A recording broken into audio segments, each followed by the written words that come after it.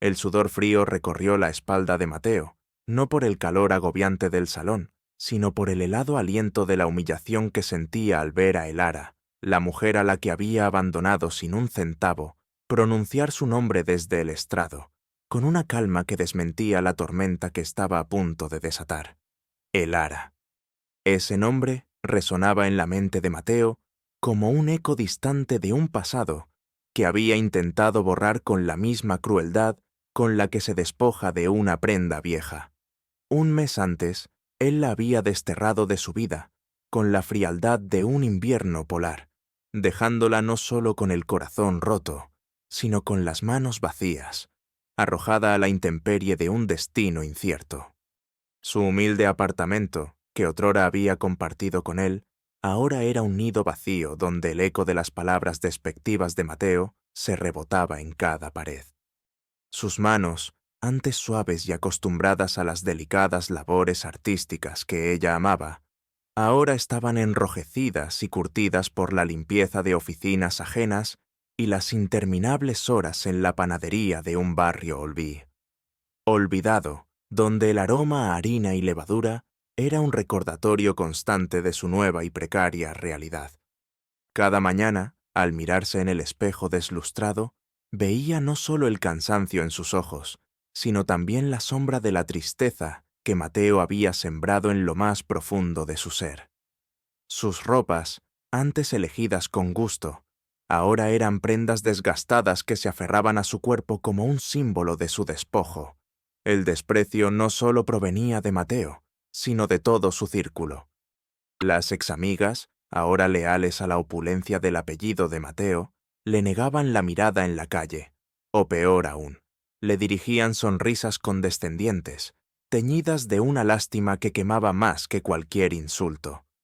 Pobrecita Elara, siempre tan ingenua, había escuchado en un café una voz que antes consideraba amiga, ahora punzante como una aguja. Esas palabras se clavaban en su alma, no tanto por lo que decían, sino por la injusticia que representaban, por la facilidad con la que se lavaban las manos de su dolor. Su entorno era un laberinto de rincones ignorados, un telón de fondo para una vida que se había encogido hasta el tamaño de la subsistencia. Sentía el peso de las miradas en el supermercado, los cuchicheos en la fila del banco. Todos la juzgaban, la minimizaban. La despojaban de su valor intrínseco, reduciéndola a una estadística de abandono. Mateo siempre había menospreciado la verdadera pasión de Elara, su pasatiempo, como él lo llamaba con un desdén apenas velado. Elara poseía una inteligencia prodigiosa, una memoria idética que le permitía absorber y retener volúmenes enteros de información, especialmente en lo que respecta a la genealogía y la historia familiar. Era una habilidad discreta, casi invisible, que había pulido en las vastas bibliotecas y archivos empolvados, ayudando a su padre, un historiador jubilado, en sus investigaciones. Para Mateo, aquello no era más que una excentricidad inútil, una distracción de lo que él consideraba la verdadera vida, la socialité, las finanzas, el poder.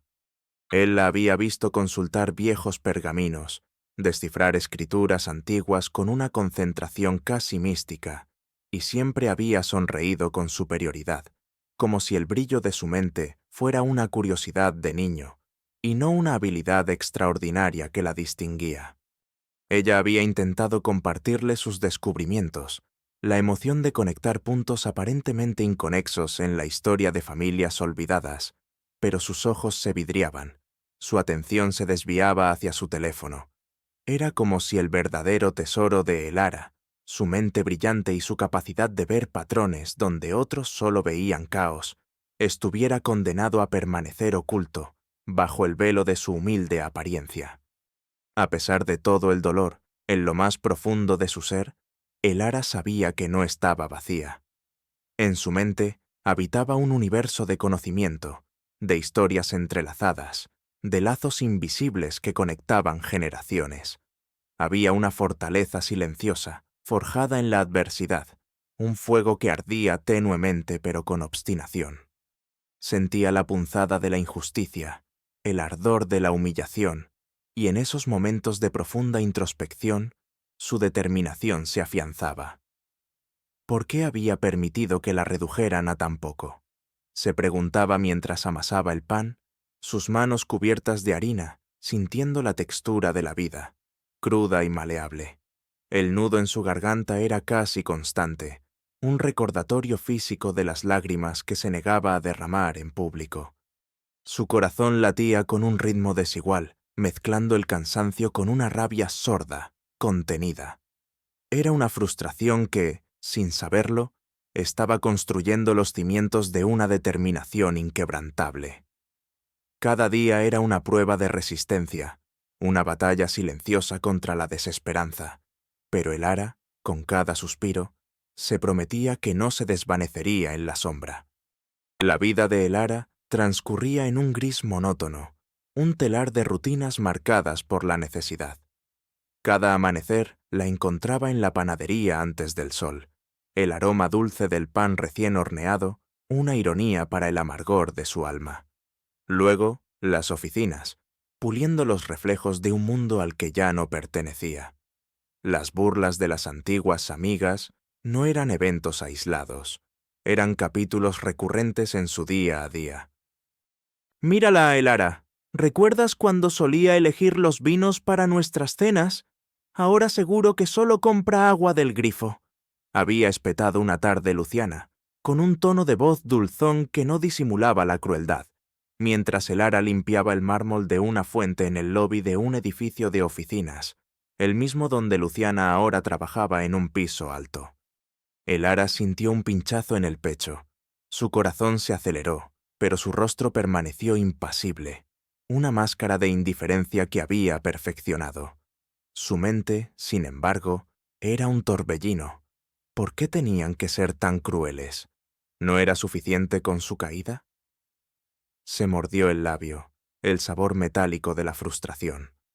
Pensó en cómo Luciana, antaño, había acudido a ella buscando consejos para combinar su vestuario, y ahora la trataba como si fuese una mancha en su perfecto paisaje.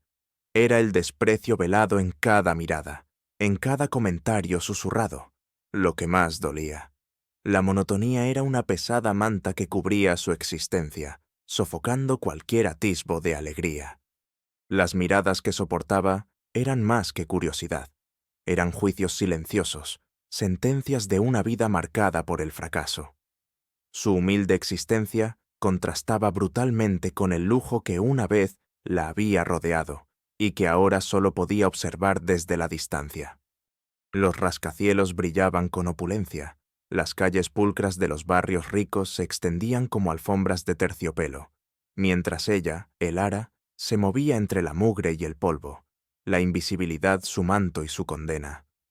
No era solo la falta de dinero lo que la oprimía, sino la negación de su propia humanidad, la reducción de su persona a un mero estorbo. El aire le pesaba, cada respiración era una pequeña victoria contra el vacío. La semilla del cambio, aunque apenas perceptible al principio, llegó en la forma más inesperada: una carta. No era una factura, ni un aviso de desalojo, ni siquiera una carta de amor rota. Era un sobre de papel grueso, color crema, con un sello de cera que mostraba un escudo desconocido. El remitente, un estudio de abogados en el distrito financiero. Su nombre estaba escrito con una caligrafía elegante y anticuada. Elara la encontró en el buzón una tarde gris, de regreso de la panadería, y la sostuvo en sus manos como si fuera un artefacto de otro tiempo, una pieza de un rompecabezas que no encajaba en su vida deshecha. Su corazón dio un vuelco. ¿Un abogado? ¿Por qué? Una ola de escepticismo la invadió. Seguramente era un error, una publicidad o una broma cruel. Sus cejas se fruncieron mientras la observaba, el escepticismo tiñendo su expresión. ¿Quién podría querer contactarla a ella, la invisible, la despojada? Se imaginó escenarios absurdos, desde una deuda antigua que había olvidado, hasta una estafa elaborada. La curiosidad, sin embargo, era una pequeña llama que se encendía en la ceniza de su resignación. Abrió el sobre con manos temblorosas, el crujido del papel anunciando lo desconocido. Dentro, una misiva breve, formal, invitándola a una lectura de testamento. El nombre del testador, Lázaro Valderrama.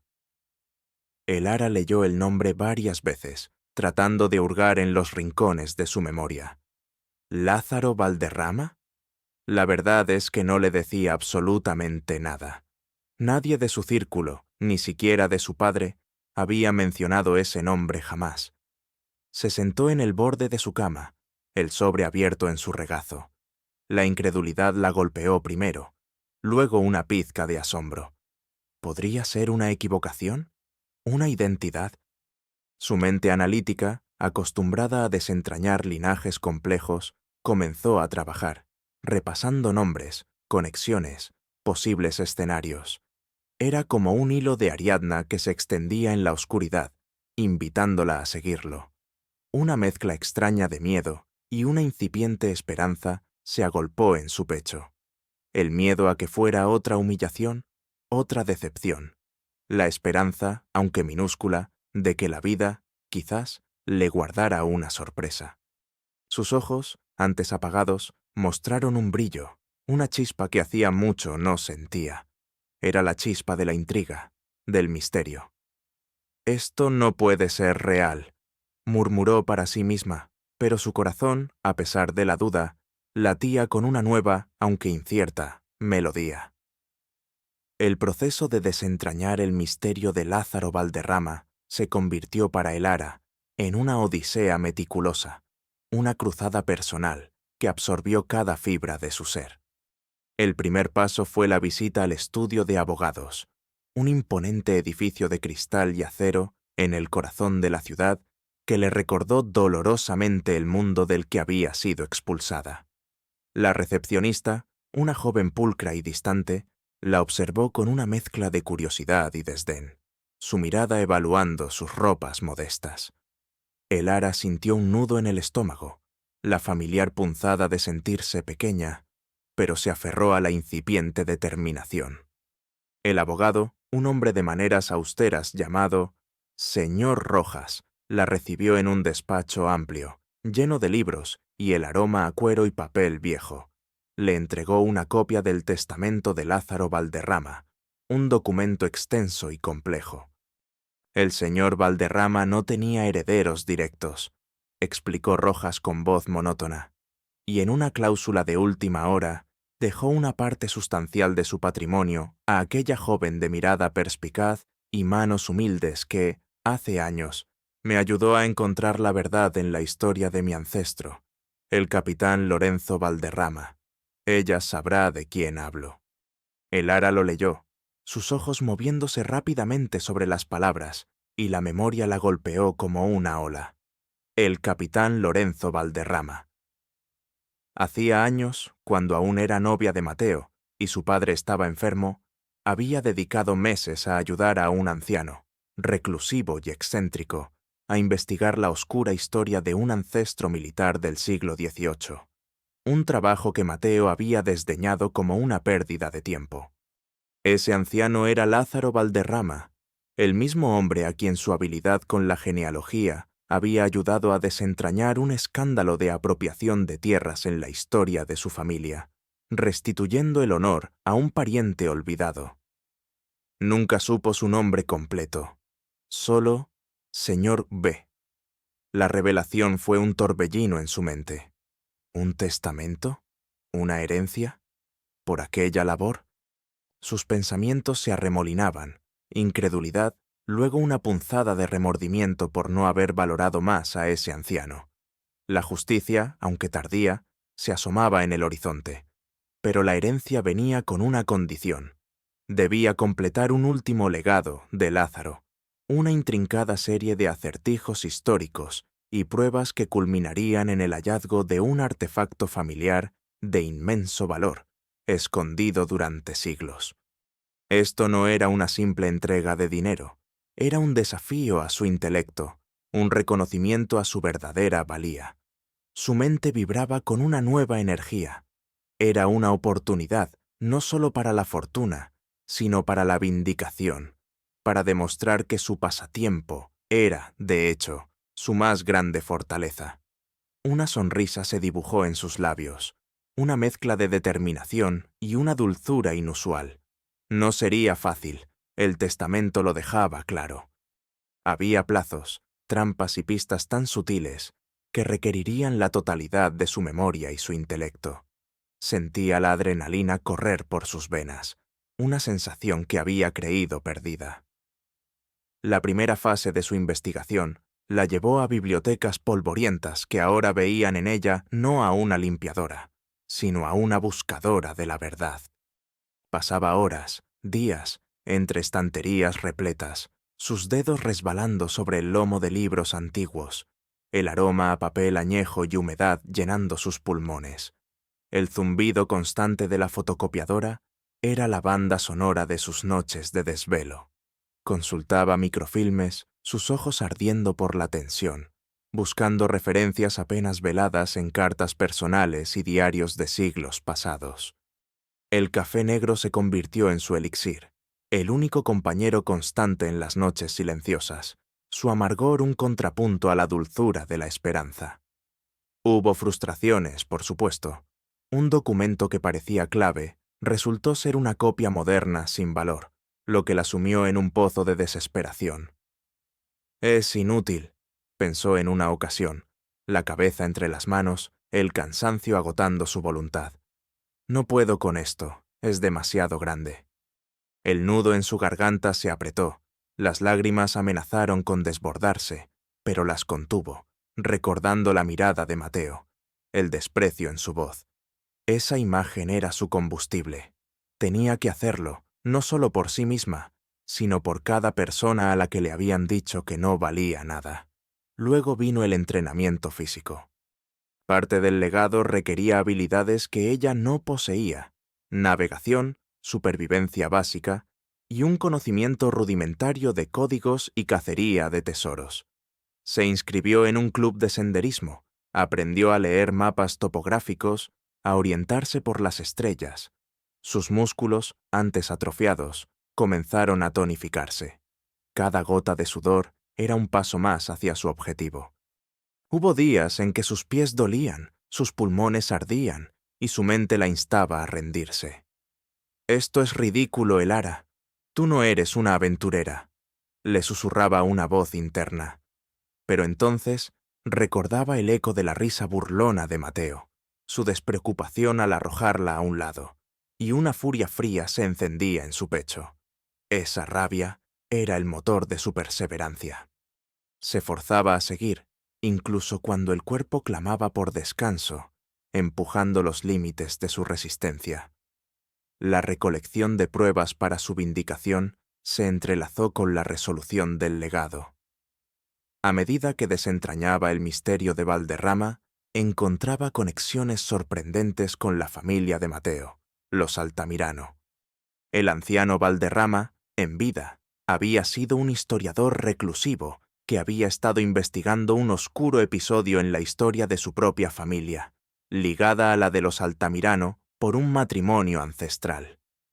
Elara descubrió documentos que revelaban cómo los ancestros de Mateo habían despojado ilegalmente de tierras y fortuna a la rama Valderrama en el siglo XIX, utilizando artimañas legales y, peor aún, falsificando documentos clave. Lázaro Valderrama había dedicado su vida a recopilar las pruebas, pero la enfermedad lo detuvo. Ahora, Elara era su continuadora. Cada archivo desenterrado, cada carta antigua descifrada que revelaba el fraude, era un golpe silencioso contra la arrogancia de los Altamirano. Había noches en que el riesgo de ser descubierta la mantenía en vilo. Una vez, en los archivos municipales, mientras copiaba discretamente una escritura antigua que probaba la falsificación, la luz de un vigilante se proyectó en su cubículo. El corazón le dio un vuelco, el miedo le atenazó la garganta. Se encogió detrás de una pila de legajos, conteniendo la respiración, hasta que el paso del guardia se alejó. El alivio fue una oleada tan intensa que sus piernas flaquearon. La prueba era tan delicada, tan incriminatoria, que si caía en manos equivocadas, su misión podría fracasar. En su mente, una y otra vez, repasaba la estrategia, cómo presentar la información, el orden de las revelaciones, el impacto en cada uno de los involucrados. Su mente analítica no dejaba nada al azar. La satisfacción de cada pequeño avance, de cada pieza que encajaba en el gran rompecabezas, era su recompensa. Sentía cómo se transformaba, de la mujer silente y aplastada a una estratega implacable, con la mirada aguda y el temple de acero. Era una resurrección, lenta pero imparable. En su búsqueda, Elara encontró aliados inesperados, pilares que sostuvieron su espíritu cuando la desesperación amenazaba con derrumbarla. El primero fue Damián, un bibliotecario de cabello cano y gafas en la punta de la nariz, que la había visto días y noches sumergida entre volúmenes antiguos. Damián, un erudito silencioso, notó su dedicación, su perspicacia, una cualidad rara en la era digital. Al principio, sus interacciones eran breves, intercambios de libros, indicaciones de estantes. Pero una noche, Elara se derrumbó de agotamiento sobre una mesa, su cabeza apoyada sobre un manuscrito en latín. Damián, al encontrarla, le ofreció una taza de té y una comprensión silenciosa. «Hay una luz en tus ojos que pocos tienen», le dijo, su voz suave y profunda. «Una sed de conocimiento. Te he visto aquí, día tras día, con esa misma pasión que me impulsó en mi juventud». Esa empatía abrió una grieta en el muro de Elara. Compartió con él la esencia de su búsqueda, sin revelar todos los detalles de la herencia. Damián, con su vasta experiencia, se convirtió en un mentor, un guía en el laberinto de los archivos históricos, sugiriendo fuentes, conexiones y brindándole acceso a colecciones privadas. Su ayuda fue invaluable, su confianza mutua se forjó entre el susurro de las páginas y el aroma del té. El segundo aliado fue Sofía, una abogada joven y brillante, colega de Rojas, que había sido asignada al caso Valderrama. Sofía, con su mirada curiosa y su mente aguda, no tardó en percibir la extraordinaria inteligencia de Elara, a pesar de su aparente humildad. Al principio, la trató con la formalidad profesional, pero al ver a Elara descifrar cláusulas legales complejas y trazar árboles genealógicos enmarañados con una facilidad asombrosa, su respeto se transformó en admiración. «Elara, tu memoria para las leyes obsoletas y los detalles familiares es asombrosa», le había dicho una tarde, sus ojos redondos de asombro. Sofía era hija de inmigrantes, conocía la lucha, y algo en la dignidad silenciosa de Elara resonó en ella. Le ofreció consejos legales discretos, le ayudó a interpretar las trampas del testamento y se convirtió en una confidente. «Esto es mucho más que una herencia, ¿verdad?», le susurró una vez Sofía, percibiendo la sed de justicia en Elara. La confianza se consolidó, y Sofía se convirtió en su brazo legal en la sombra, previendo los movimientos de los Altamirano y preparando la documentación para el gran día. Las interacciones con Damián y Sofía eran extensas y profundas. Con Damián, las conversaciones se extendían por horas, discurriendo sobre la historia, la filosofía, la moralidad de la justicia. Él le enseñó a no solo buscar hechos, sino a entender el espíritu de la época, a leer entre líneas. Un buen investigador no solo ve lo que está escrito, Elara, sino lo que fue deliberadamente ocultado, le dijo con una sonrisa cómplice.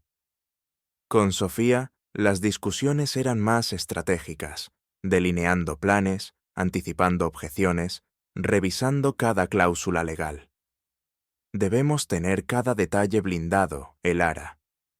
Los Altamirano no dejarán piedras sin mover», le advirtió, su voz llena de una mezcla de precaución y determinación. Estas alianzas no solo le brindaron apoyo práctico, sino también una profunda sanación emocional.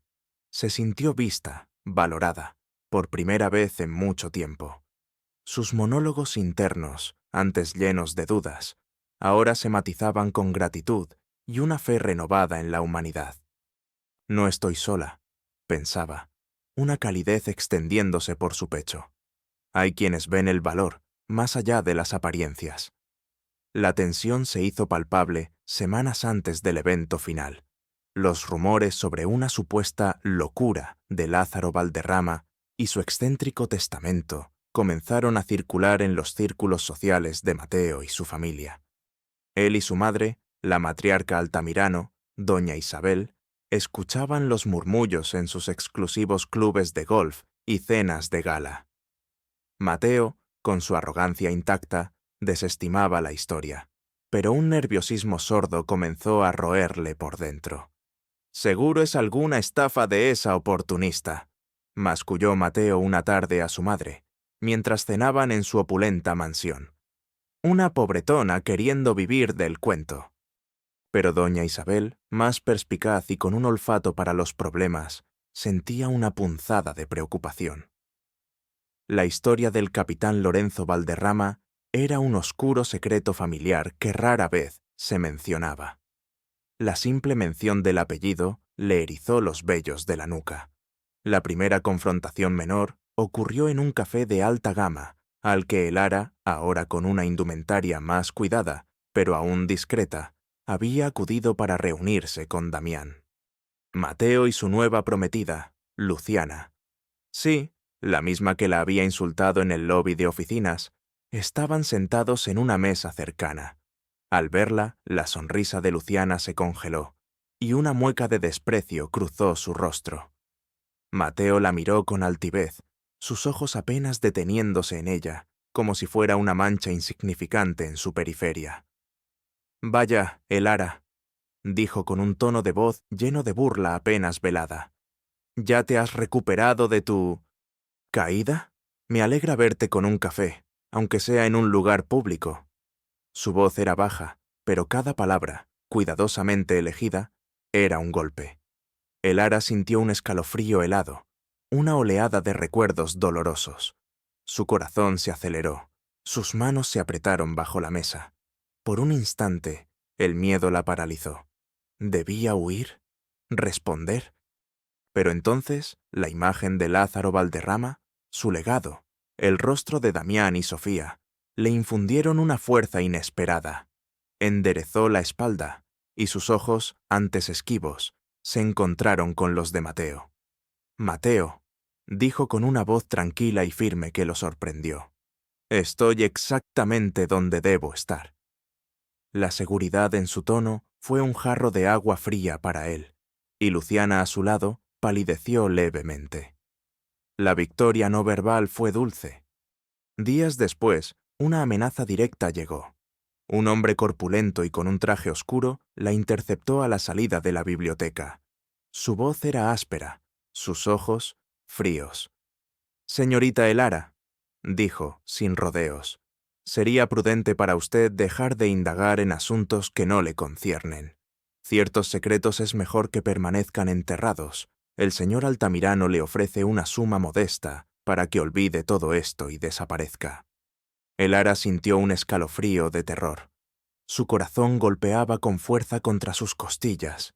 Sus piernas temblaron y su primer instinto fue asentir, huir, olvidarlo todo. Pero entonces recordó los documentos, las pruebas del fraude, la injusticia. Cerró los ojos por un instante y al abrirlos, su mirada era de acero. «Dígale a su señor Altamirano», respondió, su voz apenas un susurro que emanaba una sorprendente firmeza, «que algunos secretos no pueden permanecer enterrados para siempre, y mi precio es mucho más alto de lo que él está dispuesto a pagar». El hombre la miró fijamente, con una expresión de asombro ante su inesperada resistencia, y luego se dio la vuelta, desapareciendo entre la multitud. El Ara se apoyó contra la pared de la biblioteca. Su cuerpo temblaba, pero su mente estaba clara. Eran los Altamirano. Lo sabía. Su miedo se transformó en una determinación inquebrantable. «Van a por mí», pensó, «pero ya no soy la misma Elara». Cada una de estas confrontaciones menores, en lugar de debilitarla, solo sirvió para cimentar su resolución. Ella estaba lista. El día de la lectura pública del testamento, el aire en el suntuoso salón del bufete de abogados era tan denso que casi se podía cortar con un cuchillo. La luz del sol se filtraba por los altos ventanales, iluminando las motas de polvo que danzaban en el ambiente, pero no lograba disipar la atmósfera cargada de expectación y tensión.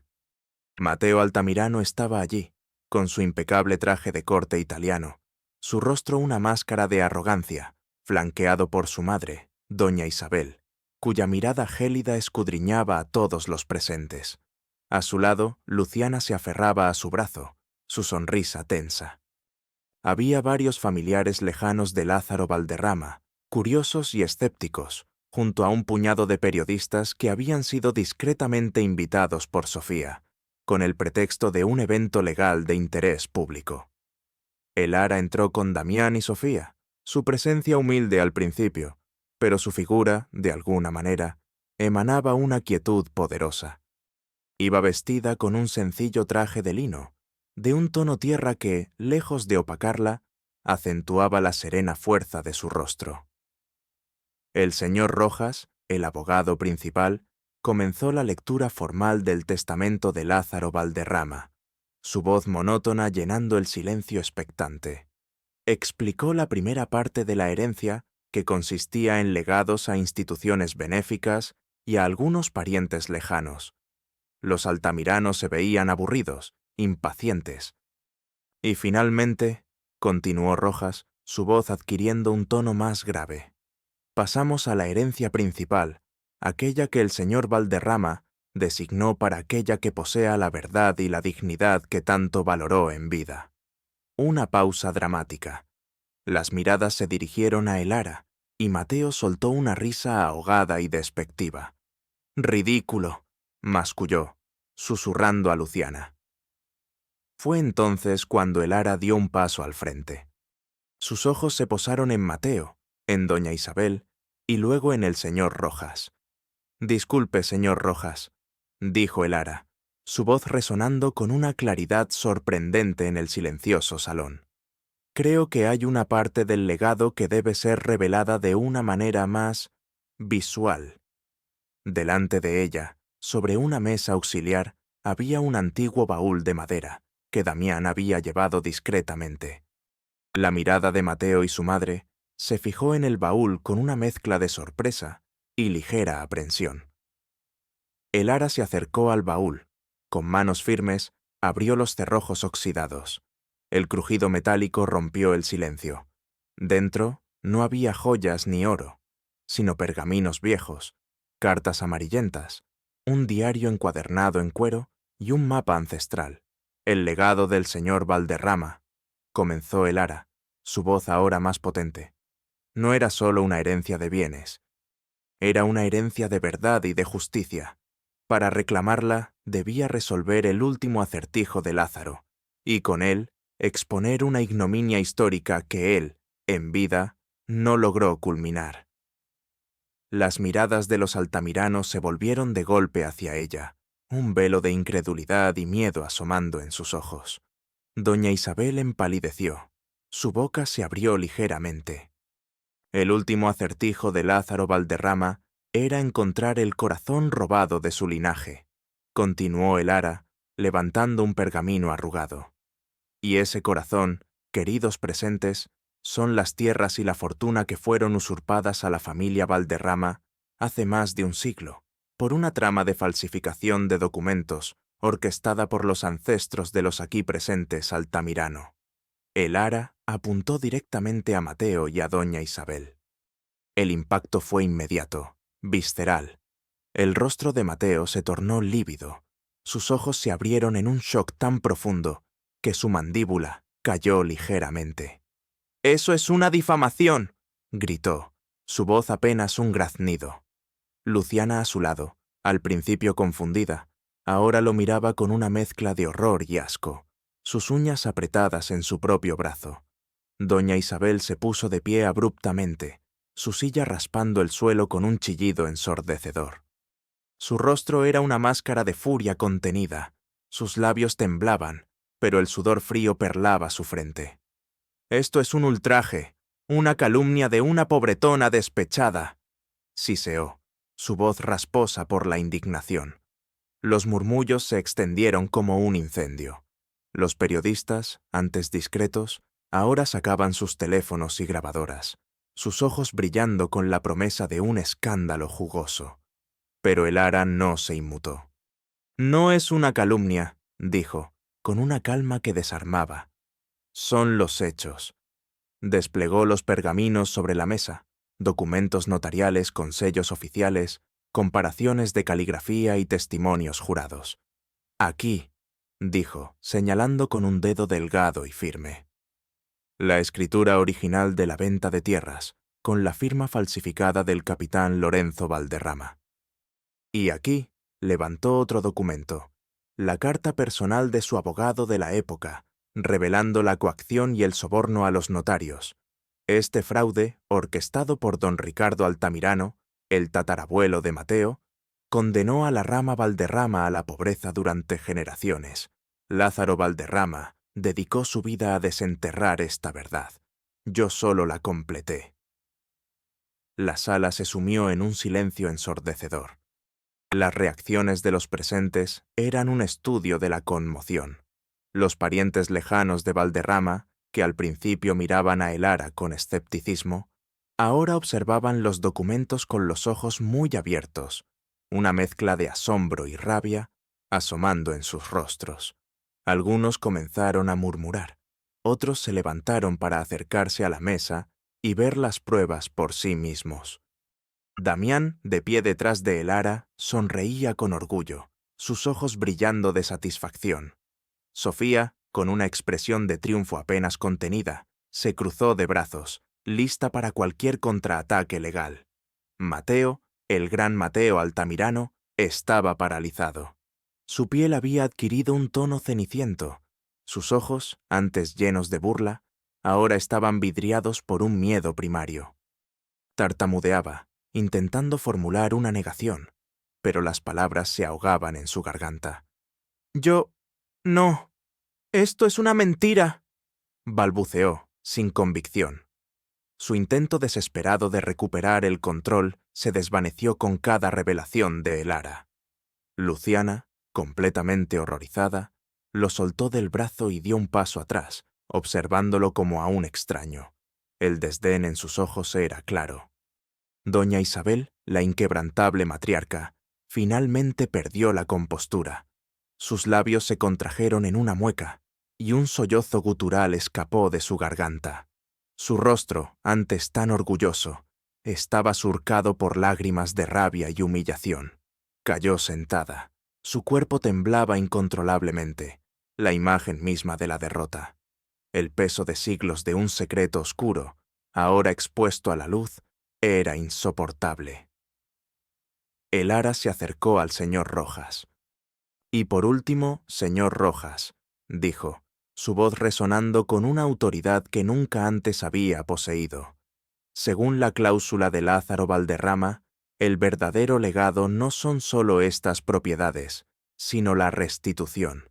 Y la restitución no es solo financiera, sino moral. El señor Valderrama quería que se supiera la verdad, que se despojara la falsa honorabilidad de aquellos que construyeron su imperio sobre la mentira y el despojo, que se honrara la memoria de los oprimidos. La dinámica de poder se invirtió instantáneamente. Elara, la mujer que había sido abandonada sin un centavo, se erigía ahora como la portadora de la verdad, la vindicadora de la justicia. Su figura, antes casi invisible, irradiaba una presencia innegable. Los murmullos de los presentes se transformaron en un susurro de admiración y asombro. Los fotógrafos no paraban de disparar sus flashes, inmortalizando el momento en que la balanza de la justicia se inclinaba de forma tan dramática. Las consecuencias fueron inmediatas y brutales. El escándalo estalló en todos los medios. Los periodistas, hambrientos de historias de riqueza y traición, se lanzaron sobre los Altamirano como hienas. La noticia de la herencia fraudulenta de Valderrama, combinada con la humillante exposición pública de Mateo y su madre, fue el golpe de gracia. La investigación legal de Sofía, basada en las pruebas meticulosamente recolectadas por el ARA, se aceleró. En cuestión de días, las cuentas bancarias de los Altamirano fueron congeladas. Sus propiedades, que sumaban miles de millones, fueron incautadas como parte de la restitución que la justicia ordenó. Los juicios fueron un circo mediático, con el ARA testificando con una calma y una elocuencia que deslumbraron a la opinión pública. Su relato, sin filtro, de su abandono y la subsecuente opresión por parte de Mateo y su familia, solo sirvió para cimentar la indignación generalizada. Mateo, el príncipe de la sociedad, se vio envuelto en una espiral descendente. Su prometida, Luciana, lo abandonó de inmediato, huyendo del escándalo y del desastre financiero. Sus amigos de la alta sociedad, los mismos que antes lo adulaban, le dieron la espalda, temiendo que la mancha del apellido Altamirano los salpicara. Fue acusado de complicidad en la ocultación de pruebas y fraude fiscal, ya que la fortuna heredada, ilegalmente, había sido administrada durante generaciones, sin pagar los impuestos correspondientes. Su nueva realidad fue la prisión, una celda fría y compartida, lejos de los lujosos colchones de plumas y las sábanas de seda. Sus manos, que antes solo habían conocido la suavidad de los volantes de coches de lujo, ahora se manchaban con la aspereza del concreto. Se le veía demacrado, con el cabello desaliñado y una mirada perdida. La arrogancia que una vez lo definió se había esfumado, reemplazada por el terror y la desesperación de un hombre que lo había perdido todo. La riqueza, el poder, la libertad, todo se había disuelto como arena entre sus dedos. Doña Isabel, la inquebrantable matriarca, fue aún más afectada. La vergüenza pública fue un veneno lento que consumió su alma. Su red de apoyo social, basada en el estatus y el dinero, se desmoronó. Las damas de sociedad que antes la reverenciaban, ahora la despreciaban, lanzándole miradas de reprobación en los raros momentos en que se atrevía a aparecer en público. Fue despojada de sus títulos honoríficos, de sus puestos en juntas directivas de prestigio. Su salud se deterioró rápidamente, consumida por la amargura y el shock. Terminó recluida en su ahora modesta casa, desprovista del personal y el lujo al que estaba acostumbrada, una sombra de lo que había sido, su vida reducida a un eco de su antigua opulencia. El mundo que los había reverenciado ahora los escupía, y la caída fue tan humillante como su ascenso había sido injusto. El triunfo de Elara fue resplandeciente, una aurora después de una noche larga y gélida. La fortuna Valderrama, ahora restituida y legitimada, era inmensa. Pero Elara no era Mateo. Su primer acto fue establecer la Fundación Lázaro Valderrama para la investigación histórica y la justicia social, utilizando una parte significativa de la herencia. La fundación se dedicó a financiar proyectos que desenterraran verdades históricas ocultas, apoyaran a jóvenes investigadores y proporcionaran asistencia legal a víctimas de fraude y despojo. Se convirtió en su CEO y su nueva oficina, en el último piso del edificio Valderrama, era un santuario de luz y propósito, adornada con libros antiguos y mapas, un reflejo de su pasión. Su nueva casa, una mansión histórica que había pertenecido a Lázaro, no era un monumento al lujo, sino un hogar lleno de paz, donde su padre, recuperado de su enfermedad, podía disfrutar de sus últimos años rodeado de tranquilidad y bibliotecas personales. El impacto en su familia fue inmediato y profundo. La salud de su madre, afectada por años de privaciones y preocupaciones, mejoró notablemente gracias a los mejores cuidados médicos. Su hermano menor, quien había tenido que abandonar sus estudios por falta de recursos, pudo reanudar su carrera universitaria con una beca de la propia fundación de Elara. La sonrisa en el rostro de su padre, ahora sereno y orgulloso, era la mayor recompensa. Los reencuentros significativos no tardaron en llegar, momentos que sellaron su transformación. Una mañana, al entrar en el ascensor de un edificio corporativo, se encontró con Luciana, la exprometida de Mateo, que ahora trabajaba en un puesto mucho menos glamoroso y con un aspecto visiblemente desmejorado. Luciana la reconoció, y su rostro se tornó de un rojo púrpura, sus ojos llenos de vergüenza y un miedo latente. Intentó disimular, mirando fijamente las puertas del ascensor. El ara la observó con una calma que no era de superioridad, sino de tranquila distancia. «Buenos días, Luciana», dijo el ara con una voz suave, sin malicia, solo con la formalidad que la situación requería. Luciana apenas pudo murmurar una respuesta, su voz un hilo. Cuando las puertas se abrieron en su piso, Luciana salió a toda prisa, casi tropezando, la imagen de la humillación. El ara sonrió, una sonrisa pequeña, no de triunfo sobre ella, sino de paz interior. Meses después, en un evento de gala donde el ara era la oradora principal, una figura se acercó a ella al finalizar la conferencia. Era Fabián, un antiguo compañero de universidad de Mateo, quien siempre había compartido el desprecio de su amigo hacia el ara. Sus ojos, antes burlones, ahora destellaban con una mezcla de admiración y un claro arrepentimiento. «El ara», comenzó, su voz vacilante. «No sé qué decir. Lo que hiciste es increíble. Siempre fuimos unos idiotas. Lo siento. Por todo». El ara lo miró. No había ira en sus ojos, solo una profunda compasión. «Las personas cambian, Fabián», respondió, con una sonrisa amable. «Lo importante es aprender del pasado». La nueva vida de el ara era un testimonio de resiliencia y propósito. Su oficina, con vistas a la ciudad que la había visto caer y ahora la veía ascender, era el centro de su labor filantrópica. Lanzó programas de becas para estudiantes de historia y derecho de escasos recursos, consciente de que el conocimiento era el verdadero motor de la equidad. Su legado no se basaba en la riqueza material, sino en la justicia social, en asegurar que otras, el ara, no tuvieran que soportar la misma opresión. Se dedicó a causas que promovían la dignidad humana y la importancia de la integridad. Su paz interior era palpable, un aura que la envolvía.